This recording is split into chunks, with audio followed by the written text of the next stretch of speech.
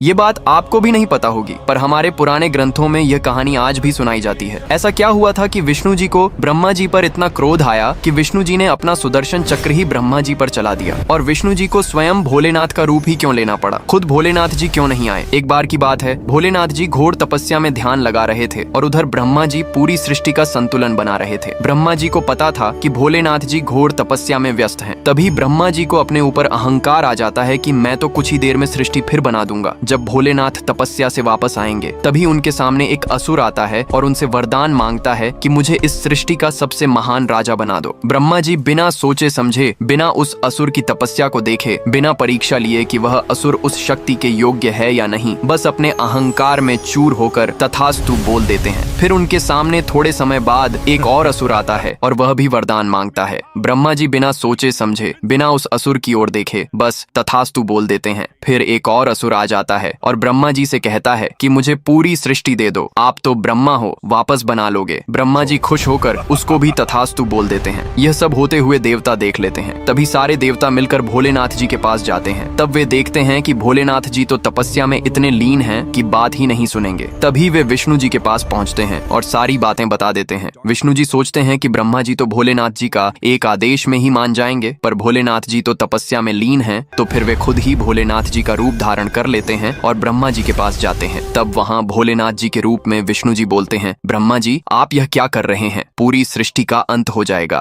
तो ब्रह्मा जी भोलेनाथ जी से बोलते हैं, प्रभु चिंता मत करो, मैं वापस से सृष्टि वैसी ही बना दूंगा शुरू से। जब ब्रह्मा जी भोलेनाथ जी की बात ही नहीं सुनते तो विष्णु जी अपने असली रूप में आ जाते हैं और उन्हें बहुत गुस्सा आ जाता है। तभी वे अपना सुदर्शन चक्र ब्रह्मा जी की ओर वार करते हैं। ब्रह्मा जी उसके तेज से ही बेहोश हो जाते हैं और तभी ब्रह्मा जी को पूरी सृष्टि दिखाई देती है कि वहाँ एक ब्रह्मा जी नहीं है, अनेक हैं और सब सृष्टि को अच्छे से चला रहे हैं। जैसे ही ब्रह्मा जी ने अपने जैसे इतने सारे देखे, उनका घमंड टूट गया और वे रोते रोते विष्णु जी के पैरों में गिर पड़े। तब विष्णु जी ने अपना गुस्सा शांत करते हुए कहा, तुमने जिस भी असुर को शक्ति दी है वो अभी के अभी वापस और विष्णु जी हंसकर वहां से चले जाते हैं। राधे राधे। चैनल को सब्सक्राइब भी कर लेना।